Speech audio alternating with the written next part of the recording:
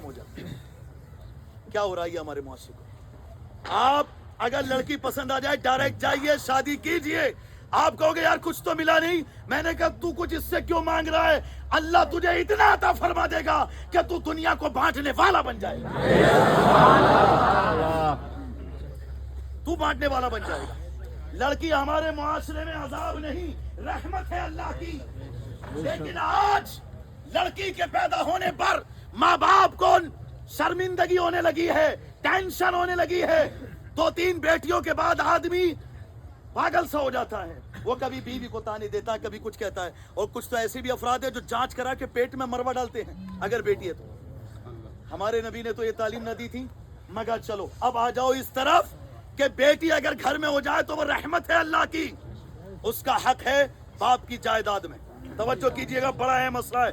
बेटी का हक बाप की जायदाद में, बीवी का हक शौहर की जायदाद में, और उसका हक अपनी औलाद की जायदाद में भी है।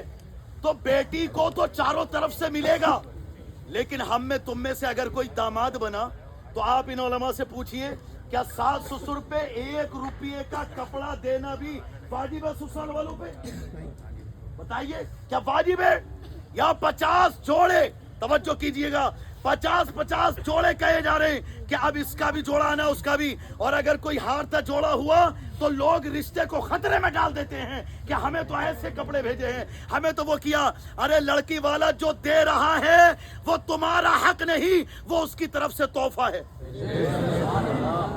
उसकी तरफ से क्या है? वो तोहफा। कबूल कर लो, पसंद आए या ना आए कबूल कर लो, ये तोहफा है।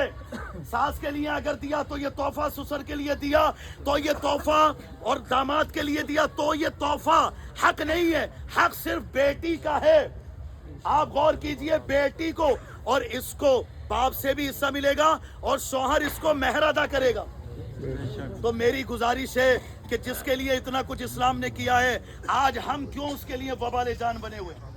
मेरी गुजारिश है कि आपसे गुजारिश मैं करता हूँ, हाथ जोड़ के इस बात से आपको मतलब आपसे कहना चाहता हूँ कि अपनी जिंदगी में अगर गरीब बच्चों की शादी न करवा सको तो किसी गरीब से दौलत मांग के या किसी और से इसका मुतालबा करके आप अपने आप को जलील मत करना।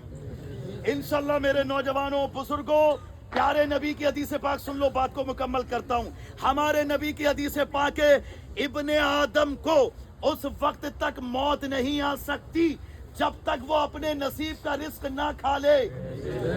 नसीब का रिस्क खा लेगा वो मर जाएगा।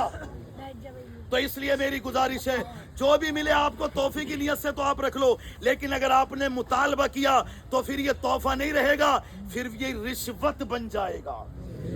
और ये बिल्कुल आपको जो है, अगर आप मुतालबा करते हैं तो ये डिमांड आपके लिए हराम करार पाएगी।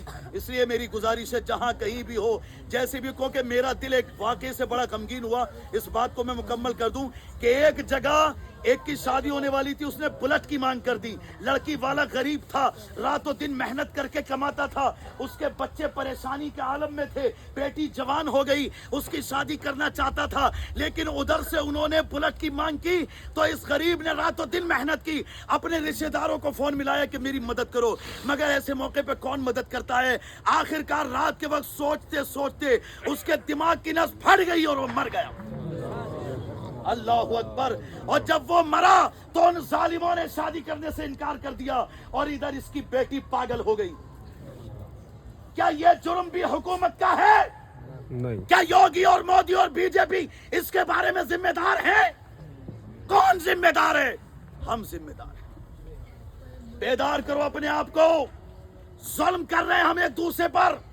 जो बाप अपनी बेटी दे रहा है तुम्हें, सबसे बड़ी दौलत दे रहा है।